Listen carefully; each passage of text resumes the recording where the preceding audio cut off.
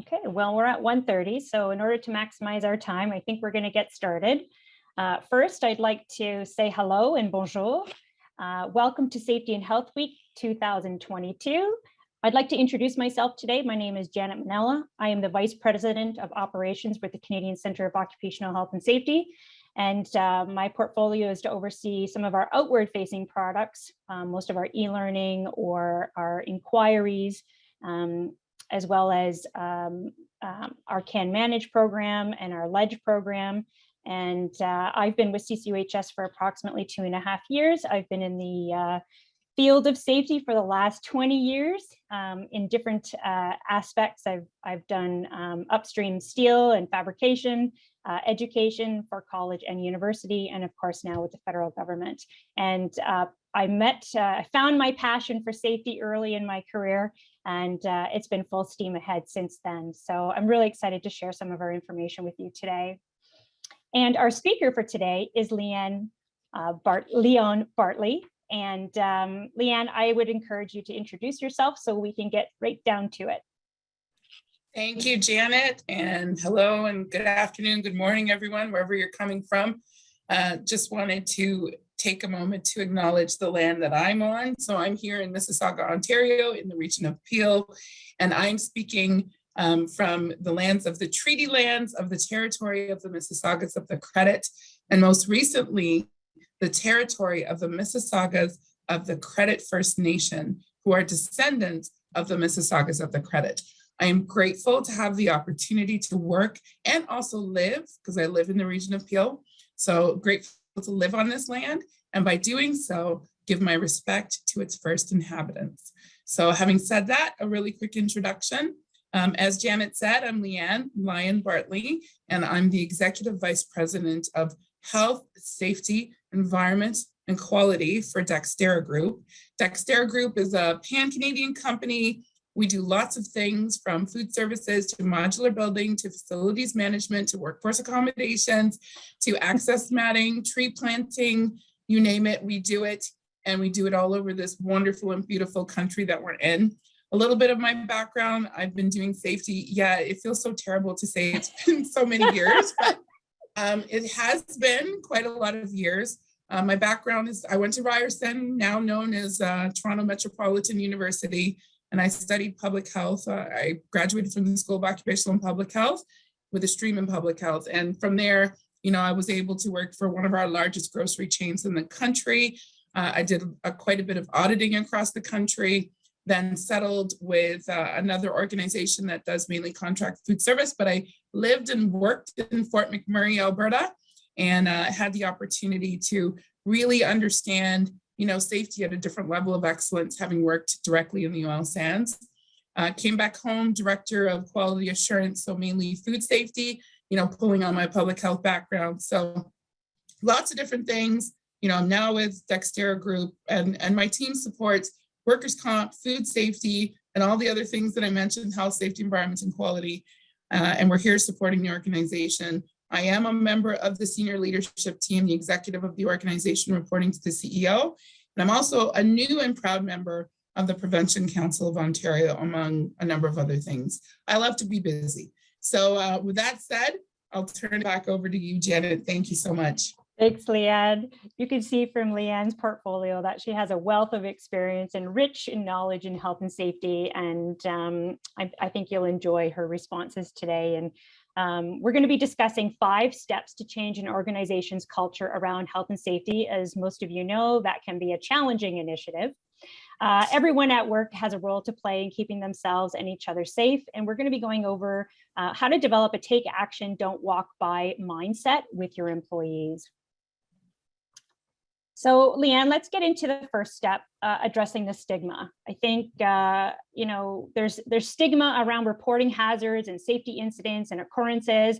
And how can organizations address that stigma to sort of put that off to the side and really get into a comprehensive health and safety program? Yeah, I think oftentimes the stigma is actually within the organization, right? Like you find yourselves maybe in an organization when you go to report an incident and you get the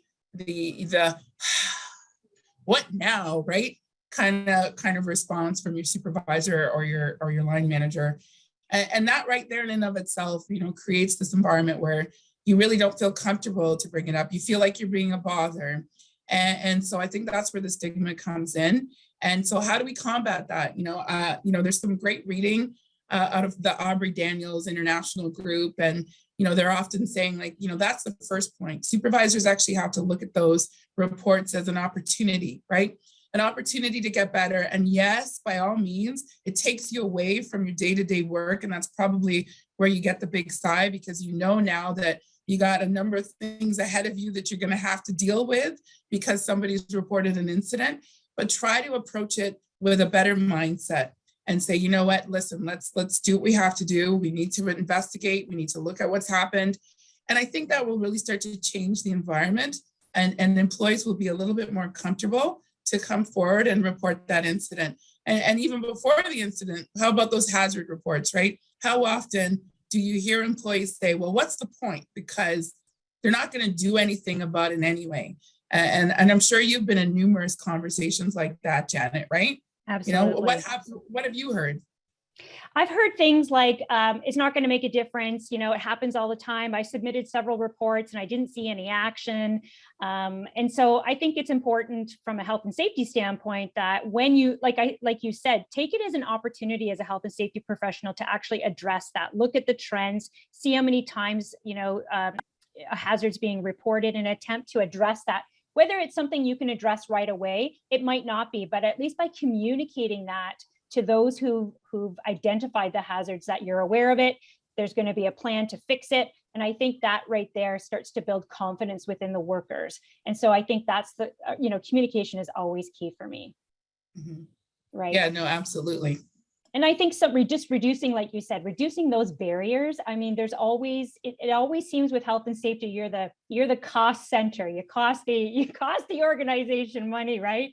But with prevention, you can actually reduce that cost and have that as a benefit towards your department in health and safety. And I think reducing barriers for hesitation and reducing that stigma overall really just creates that open transparency that I think is needed from management and workers. So thank you. I think those are great options. Adding to that, for health and safety professionals, one of the things that I struggled with early in my career was, how do you create a positive and innovative environment for health and safety, for the culture? Like how do you get past that? I remember as a young safety professional, I was in a steel fabrication plant and there was no other women workers. And here I was coming out onto the floor telling people, you got to stop, you got to do this, you got to do that. And it really was difficult. But how do you, in your experience, Leanne, how do you change the culture around safety? Yeah, so for us over here at Dexterra Group, one of the things that we've been really good at doing is helping our line managers understand that really they are safety, right? You've got a business to run. Safety is a part of your business, right, that you're running, just like the HR matters, just like the finance matters, just like the supply chain matters. So we've been really impressing upon our leaders that it's not anyone else who's going to do it, right? It is a part of your work, which is really the true breadth and depth of the internal responsibility system. Nowhere in most legislation do you see the health and safety person's duties listed, right? So I think it's really critical to create that culture. And even if you have a health and safety person on site, like I've been that person, and I remember early days, and this is when I moved out west, there was this understanding when I first got there that, oh, there was an incident. Oh, Leanne, you got to go and investigate that. And I was like, no, actually, I don't. I can investigate it with you, but I'm not going to investigate it for you. And I think that that's a big difference that still exists today, right? I've still talked to safety people where, they're the ones ordering the PPE for people. And I'm like, why are you doing that? Do you order the tools and equipment and the other supplies that the business needs? No. So why is it that you've been carved out to have those responsibilities? It should be no different. And I think that's where we need to start changing the culture. Safety is not a side thing. Maybe that's my new shirt. Safety is not a side thing.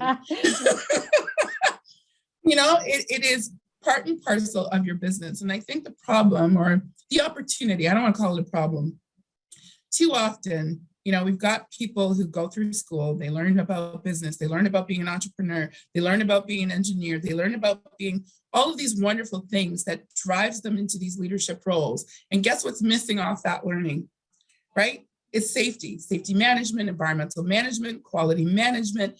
And I think if we start building that better into the fabric of this curriculum, then they too would see the value. And it's not just a cost, it's an investment.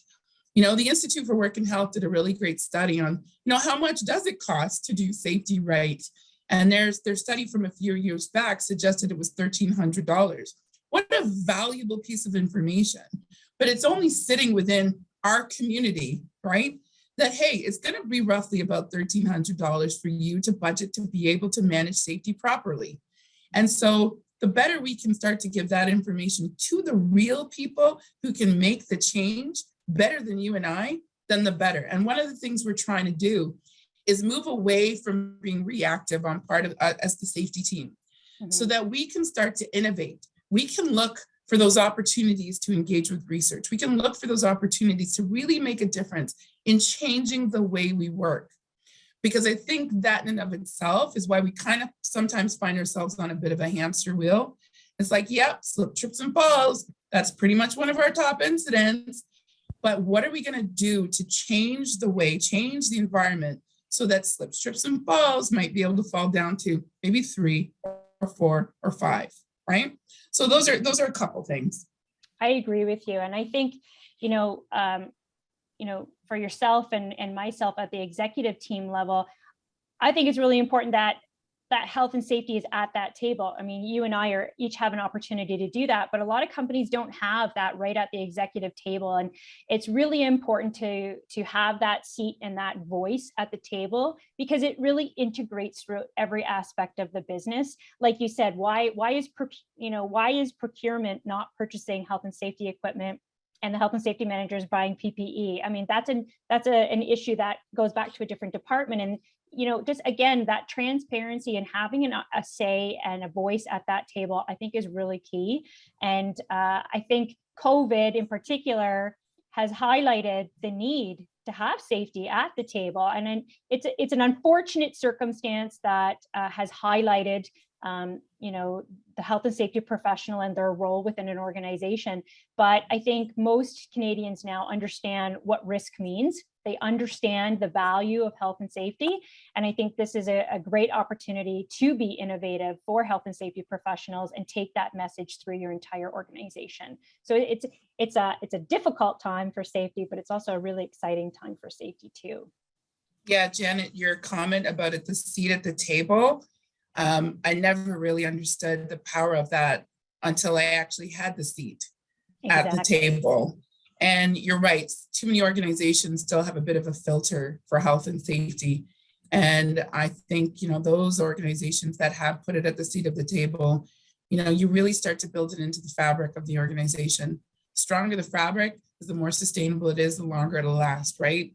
Exactly. So great comment.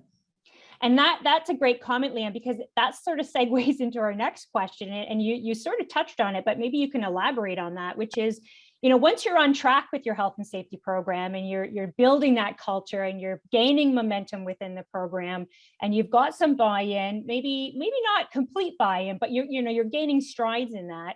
How do you maintain that momentum going through, and how do you sustain that? Like, what are some examples from Dexterra that you've used, or maybe from your previous health and safety roles that have helped you gain that momentum? So it's a continuous thing, right? Like the whole idea of continuous improvement, our wonderful plan, do, check, act cycle is all built on continuous improvement. So, my team is going to laugh if they're watching this, because often when I ask questions like, what is continuous improvement, right? It's improvement that is continuous. Just always reverse it. Like if somebody asks you to define something, just reverse it. So, and that's the point. So just like that, just like everything else, we want to continuously improve. We have to as well, right? We have to in our approach. We have to in our thinking. We have to in our competency continuously improve and really just come up with new ways and ideas.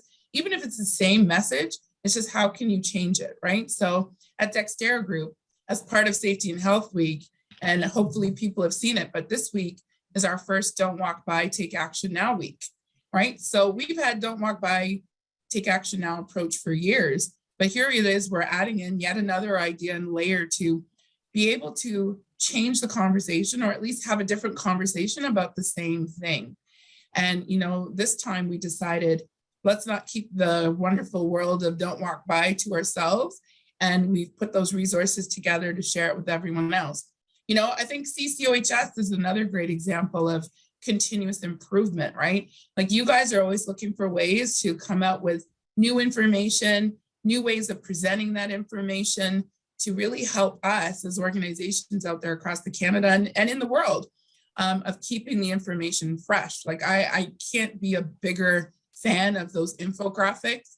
I think they're amazing. I think it really packs a lot of really great information into a quick nugget. And so that's a perfect example of continuous improvement. So, I have to give you guys a kudos as well. Thanks, Leanne. I think, continuous improvement is key to any program. I think once you become stagnant, you lose that momentum, and then you don't have that energy around the program anymore. And if you pretty much have to stay, for lack of a better word, right in everyone's face about what is safety, right? And attempt to change how you message that. And that's something I agree that at CCOHS that we do on a regular basis. I mean, we always look for emerging trends in occupational health and safety, but it's interesting when I look at the stats from our inquiries, those core health and safety, slips, trips, and falls, like you mentioned earlier, still are number one. And so it's really important for us to sort of take that information and retool it and push it back out to workplaces, just in a different format that seems a little bit new. Maybe there's a little new piece of information. And I think health and safety professionals can do that within their own organization. I think, changing how you do the form, retraining the form, adding different components to it, it sort of just keeps everybody on their toes. And I think that's really important. I had something similar in my career where it was see something, say something. So a little bit of a different slogan, but, and that worked really well for us because it was a large organization and there was different pockets of, more high hazard and less hazards. But I think, once we sort of got that slogan out there and we made it easy for people to report in via the intranet or an app, they could quickly take a picture if they saw something and submit it to us. And then, we could go over and take a look at what is that hazard and how can we, mitigate it and address it. So I think those are really key, important pieces of information, Leanne. So we talked a little bit about maintaining it, but I mean, maintaining it is sort of this ongoing improvement. But what about, what do you think about sustainability overall as you move forward with your program? So, sometimes with health and safety, it's what can we get done this month, right? And so you just kind of take a look at, how were the stats last month? How can we reduce the stats this month? And you just sort of are like it's just this ongoing maintaining situation. But what about your 3 or 5 year plans for sustainability? What does that look like to you? Yeah, so you kind of brought up a point, which is where sustainability can come into play. It does have to be easy. You want to keep things simple. I think over the years in my career in health and safety, I've seen where we're really good at complicating safety, and really sort of talking to ourselves as opposed to really just breaking it down into those smaller nuggets. Stuart Day, my safety brother out there, he often talks about, right? You want it to be bite-sized, and the micro learning really can help. But I think that sustainability piece, and again, if you're continuously improving and really re-looking at ways of how you're doing the work, that in and of itself creates a sustainability. But also you do want to actually put together a bit of a plan, right? Like, where do we want to see ourselves? I think it's Stephen Covey who says that you start with the end in mind. And so, where's the end? What does that look like? And then how do we get there? But keeping in mind the end kind of keeps moving forward, right? So you probably never get to the actual end. And if you keep that in mind, then you're really going to continuously improve and it will sustain itself. Now, the leaders too, right? also have to be a part of that and part of that sustainability. I think a perfect example for us at Dexterra Group is our Don't Walk By, Take Action Now approach isn't just about safety. You know, we can don't walk by about all kinds of things. It could be about quality. It could be about service. It could be about positive observations. And I think that's a big thing for us too, is that instead of having a separate program for like the good ideas and all of that, we just wrapped it all together. And it's all a don't walk by, right? If you have a good idea, don't walk by, take action now and let somebody know about it. If you see somebody doing something really, really great and protecting safety for others, the environment, for our clients, the customers we serve, don't walk by, right? And take a moment to celebrate it. And it's built into our values. And I think that's the biggest piece, right? So as long as our values don't change, it's really kind of always going to be there in the foundation of the organization. And so our value of accountability says that we don't just walk by, right? We own our successes and our setbacks. And if we see something wrong, we act to resolve it. And if we see something right, we will celebrate it. And that value in and of itself is really quite powerful, right? Because we own our successes and our setbacks. So we know, right, that things aren't always going to be perfect. They're not always going to be rosy. And when those moments happen, you know, we're going to own it. We're going to take the accountability, the responsibility, and we're going to do what we need to do to continuously improve so that that setback is not something that maybe we're repeating over and over and over again.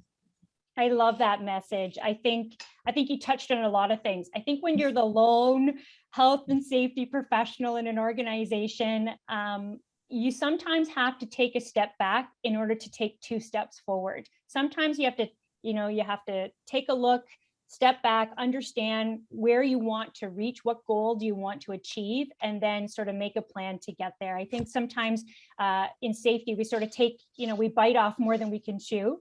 And I think you made a good point about we complicate it, we overcomplicate it. And it really doesn't need to be like that. So sometimes we just need to take a small step back and reevaluate it. I also really love, Leanne, that Dexterra ties that program to their values. And there's a reason for that. Is a long time ago, I had a mentor and he said, you want safety to be a priority. And I'm like, always. He said, you shouldn't. And I was a little bit perplexed and I'm like, well, that's my job, shouldn't it be? But what he had to say was, it's not a priority. It should be a core value of your organization because priorities change in the organization. So if you're a priority, you can go up the ladder or down the ladder. And you don't want that to happen. You always want it to be present. You want occupational safety, sustainability, environment, quality. You always want that to be present in everyone's work opportunities. And so it should be a core value. So I'm really excited to see that you've incorporated that into your values because priorities do change and safety is really important. We just had, again, safety is highlighted and my husband is actually a health and safety professional. And this week, unfortunately, they had a fatality at one of their locations in the US. And again, going through and hearing of those stories and understanding the complexity of all those next steps, we never really want to get to that point. We never want to get there. So prevention and sustainability are key in moving forward in comprehensive safety programs. And I think Dexterra is an amazing example of the different layers. And you mentioned that, Leanne, about all the different layers that tie together for the program. And I think you mentioned by maintaining and ensuring that all those layers are there, all the steps are there, it can be a sustainable program and take you to the next level each time. And all those little goals end up being a big, rich goal at the end. So I think that's fantastic. I really like that. Yeah, and just to point on a couple things is like, we actually purposefully don't call it a program, right? And I struggled for a while to find what was the right word to use, right. And I came up with approach. So our Don't Walk By, Take Action Now is an approach and not a program, right? So really, again, even with that simple change, I'm saying that this is how we do things, not just temporary. It may change because programs come and go, like what you said with priorities. The other thing, I can't take credit for the fact that don't walk by is in our values. That was actually something that came from the employees when there was a bit of a discussion around what's important and what our values should be. So I just don't want to take credit for that because really, and that's a great example too, as again, it's about the people in the organization. It's about that internal responsibility system. And we are really just a piece of it all. But the real people who are important are the managers, the supervisors, the employees, just like what it says in the legislation. Exactly. And, when they have that expertise in their particular work priority or a machine that they're using or a system that they're using, they're the ones that you want to get all of that intel from. They know the program inside and out. They know where the gaps are. They understand where maybe you potentially could circumvent something or where there's a positive change, or maybe, a change has come through and it's actually created another hazard. It's created a new hazard. And we need to address that. And that does happen from time to time. And that's your subject experts right there. And they bring a wealth of information. And it's really important to include them in the process. I have gained more knowledge from, operators or people who oversee, various programs or systems.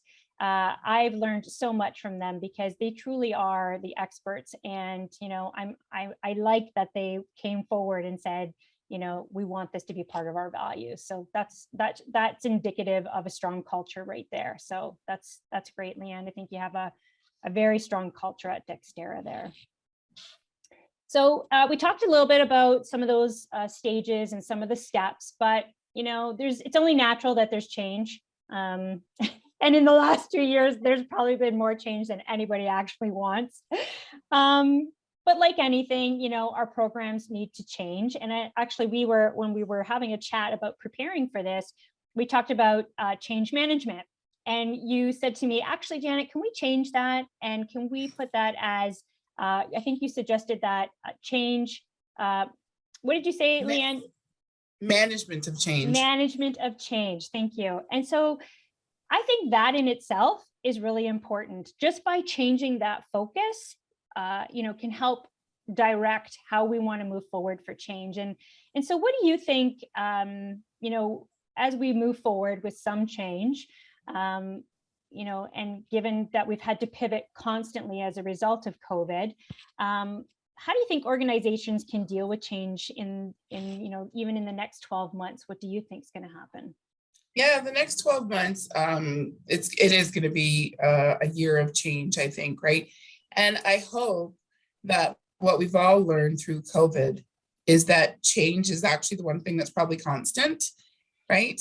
And so we have to do exactly like what we did during COVID. We were able to pivot quickly, right? We were able to deal with all the changes and still continue to operate. So I hope that everybody kind of keeps some of those learnings throughout the rest of their lives and careers, quite frankly, right? And even in life, right? Like one thing I've experienced is that change is inevitable. That's probably from some movie or something, probably Star Wars or something, but again, another t-shirt. But it's inevitable. And how we deal with the change makes all the difference, right? Perception is reality. And so if you approach it that it's the worst thing in the world, then that's what you're going to stay in, right? It's the worst thing in the world, as opposed to it's an opportunity, good or bad. It's an opportunity for me to learn, for me to grow, for me to figure out how resilient I am, right? So even take that into an organization. It's an opportunity to learn. It's an opportunity to grow. It's an opportunity to realize how resilient you are as an organization to deal with the change. Now, we call it management of change. And a lot of people who are used to sort of ISO standards would be familiar with management of change. And so again, I laugh. Someone asked me, well, what is management of change? And I'll say, well, it's a change of management. You have to change how you manage things. And that's exactly what we did during COVID, right? And so I think if you continuously bring that into the forefront too, is that you can't always manage things the same way, right? And so you've got to look for the new ways. You've got to, even if you've got a process that works really well, take a moment to take a look at that process and say, well, how can we make it better, right? Or how can we make it more efficient, more effective? Or even question it, is it effective? Just because it works really well doesn't mean that it's as good as it could be, or it's effective, right?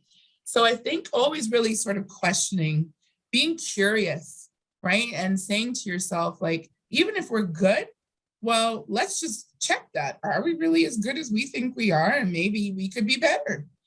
And that's something that my team is starting to really get a better handle on. Like, we've just gone through and reviewed like hundreds, and I'm probably, it could have been close to 1,000 JHAs, right? Our job hazard analysis, what an undertaking. And we've taken the time to go through the tool that we use, go through the template that we use. And we're saying to yourself, is this good enough? Can we make it easier? We've gone through to include environmental hazards and not just the health and safety. And so, I think that constant reinventing yourselves, is where you're going to stay on top of things and where you're going to keep up with all of the changes. And because, legislation will always change. So if you're already in this mindset of change is inevitable, we're going to manage the change. And so when the change comes, okay, well, that's just another one. It's all good, right? And we're going to be able to just go through that process. And I think I would just say to everyone, if you don't have a change of management process in your organization, well, then there's a great starting point, is to make sure you have one and really start to talk to the interested parties in your organization. Can we come together and create this management of change process? And can we all start using it? Because it's not just health and safety that needs to manage change. HR needs to manage change. IT needs to manage change.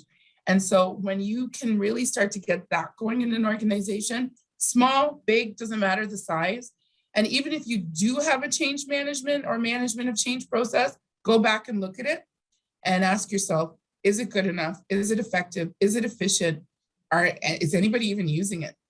And take a moment to reflect and renew the commitment to the management of change. I agree. And I love when you say, well, just another change. Yep, let's go, let's roll with it. Because, in safety, things are always changing. You indicated legislation, new standards, but it's not just that. It's your workers. You have new workers coming and going all the time. Preparing them that change is going to happen.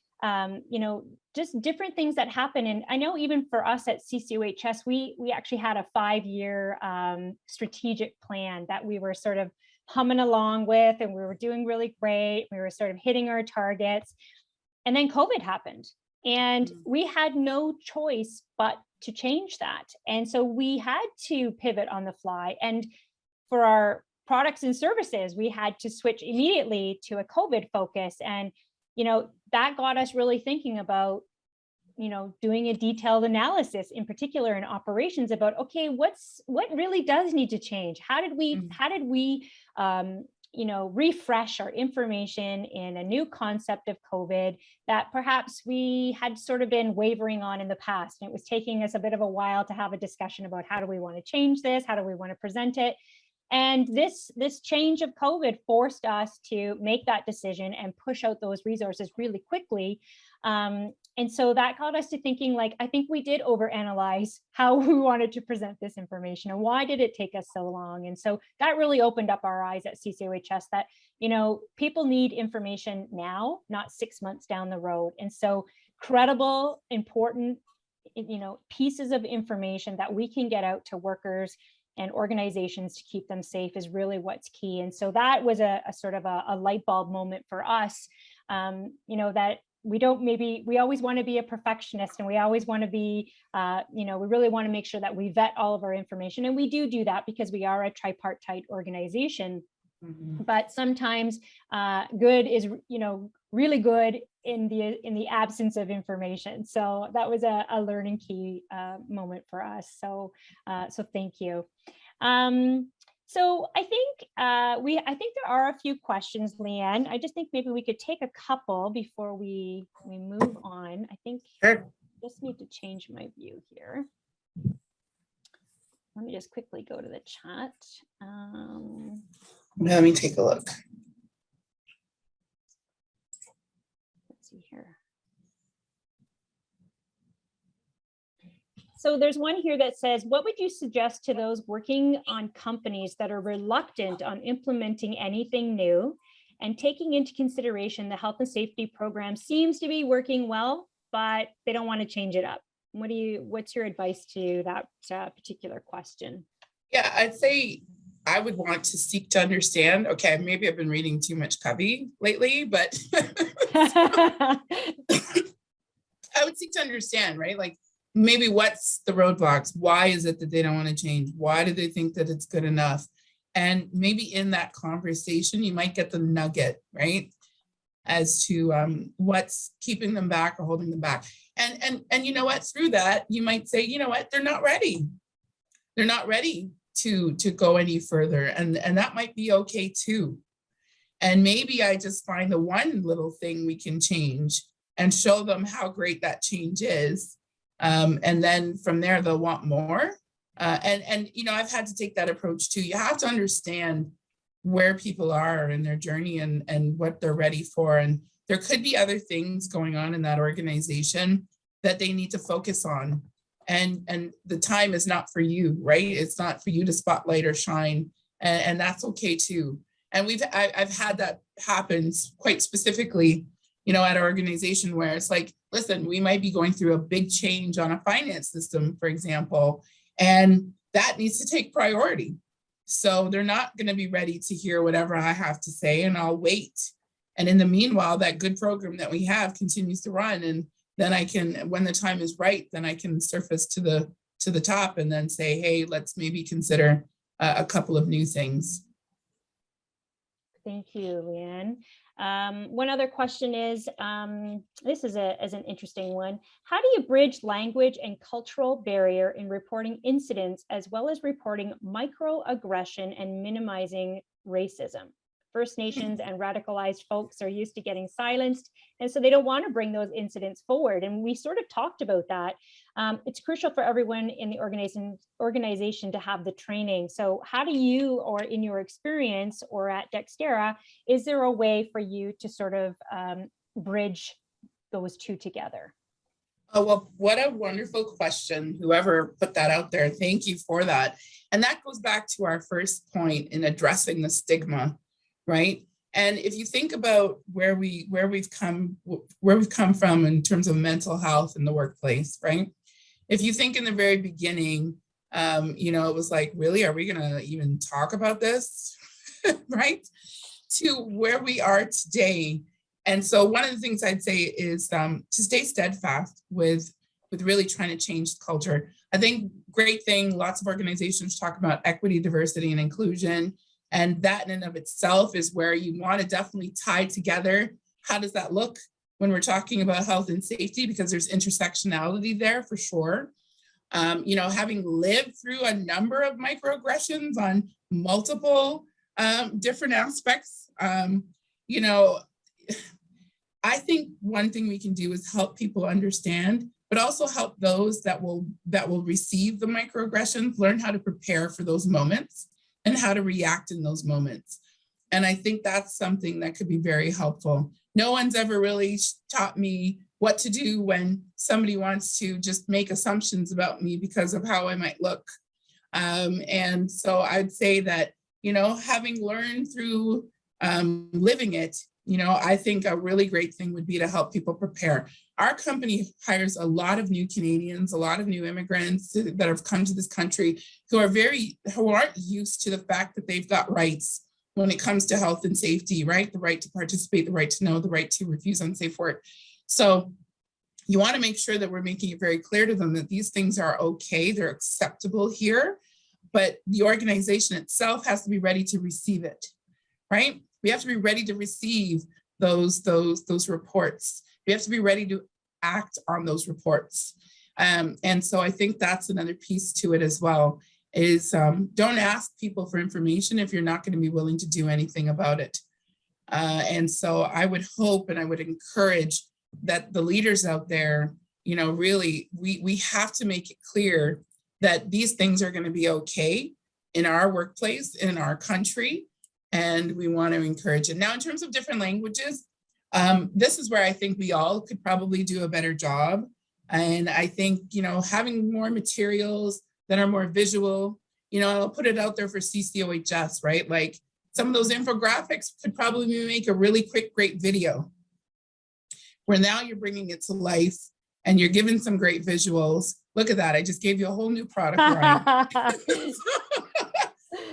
But I think some of those examples, and this is where I used to love WorkSafe BC, and I still love them. I'm not saying I don't love them, but I still love all those great videos that they put out there because they brought the information to life.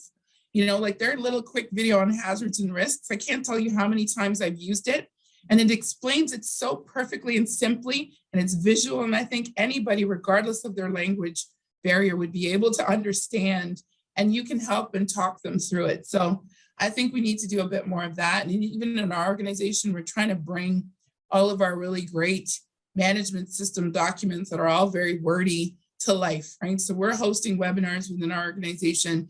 And, we've actually vetted YouTube videos and we've put it on our intranet to say, we vetted it. We think this is a great example of whatever the topic might be. So, those are just a few tips. Thanks, Leanne. I think we'll take one last question. And I think this is sort of an important one too, in the sense that, the question was, what sort of time frame was involved in developing the implementation of your company's approach of, don't walk by? So, in recognizing that there's lots of, brainstorming and, processes and communication strategies, and like you said, even training, vetting all of that information. Can you give us an idea of what the time frame was? Yeah, so I had a little bit of an advantage because, it did come from a previous organization that some of us were a part of. So we were able to just kind of bring it across. But I will say is, the time, like we're still spending time on our Don't Walk By approach. The time and effort that it took for us to put together our Don't Walk By week resources was, a couple months in the making, quite a few meetings, doing work on the side. So it's something where we're constantly spending time on it, which is why I think it's sustainable and why people really can wrap their heads around it. We have employees and leaders that live a Don't Walk By lifestyle. I'll never forget Catherine. She's like, listen, every day I find a Don't Walk By and I report it. And then I've heard from her boss, Jeff, that says, yep, every day I receive one of her Don't Walk Bys. And so imagine every day, so 365, you got Catherine reporting them and you got Jeff seeing them, and sometimes he has to action them, so, I think it's one of those things where it's a constant time being spent. And as far as I'm concerned, it's worth the time, it's worth the money because we see the value in it. But implementation for anything, what I would say is depending on what it is, first of all, you want to have a plan, you want to have a project plan. I know the CCSC has a really great course on project management for health and safety people. And I think that's important because we're constantly project managing things, right? And so I think that's the most important thing. It could be, and keeping it simple. That's another thing that really can reduce your time. And our Don't Walk By approach is really quite as simple as we can make it. And we even question ourselves, is it simple enough? And we'll ask ourselves, and we'll look at our form and we're like, could we make it easier? So, I think that constant questioning of yourself and being curious can really help reduce some of the time. But, I'd say 3-6 months for a new implementation, depending on how it is. If it's a system, it could be a year. So, yeah. Exactly. And the implementation time, I'll just add, is different for each organization, right? And how complex or simple it is, it's going to impact what your implementation strategy is. I think you're going to get, Leanne, some requests for that great sign behind you. A couple of people have chatted about that. So you might get a few requests about your program. The Don't Walk By, I think the one behind you there. Yeah. So I think you're going to get some requests. But that's really all the time that we have for questions. But I want to thank everyone for attending today's session. We hope that we've shared, some information in making some positive changes in your workplace. each workplace has its unique situations and their own barriers and mountains to climb. And it was a pleasure for us to take the time today to share our experiences with you. And Leanne, I want to thank you for taking the time to come on. I know that you have a very large role to fill, and your time is valuable. And so thank you for sharing all of those insights today. I know you're passionate about health and safety, and it really comes through in all of your responses. And I just want to thank you because it's a very rich discussion, and I always enjoy my time chatting with you. So thank you for taking the time to participate this week. It really does mean a lot. And I'm hoping that everyone, even if you've just learned one little piece of information today that sets you on your path to where you want to be with your health and safety program, then we've done our job today, Leanne. Yes, no, absolutely. And I'll just say again, stealing from my safety brother, Stuart, is the power to participate is something that all of us are still working on, and it is really a power. It's not a right. And if you can get that participation going, it's one of the most rewarding things that you'll ever see. So just keep on keeping at it, and feel free, anyone who does want to ask about some posters, just message me on LinkedIn. God help me, because if I don't respond to you, you get flooded. Yeah. Right. But I thank you, CCOHS, for putting on a week's worth of really great webinars. The work that you guys are doing is so important. It's so valuable. And, I've been following CCOHS from probably the beginning of my career. And I just want to thank you for always just continuously putting out really great content for us to be able to use, to follow, to learn from. It's been invaluable for me. And so a sincere thank you. Thank you, Leanne. Just a quick note for everyone. Again, if you could just fill out the short survey, it'll open in a new tab once the webinar ends. It really just allows us to take that intel, like Leanne said, and really understand, people who are coming to our website, or health and safety professionals, or workers, or organizations, whichever pocket you fit into. It really does give us that information to prepare resources and tools that are really what you're looking for. So that information really does help us. So if you could take an opportunity to complete that. And if you have any additional health and safety questions, please visit our OSH answers or our fact sheets, or you can contact our confidential safety info line, and check out our website. Like Leanne said, all of our infographics are available for free download, and you can take a look there. We also have some free e-courses available that you might want to take a look at. They really are valuable. And so I encourage you to take a look at our website. So again, thank you for attending the Safety and Health Week. Please stay safe and stay well. Thank you. Have a great day.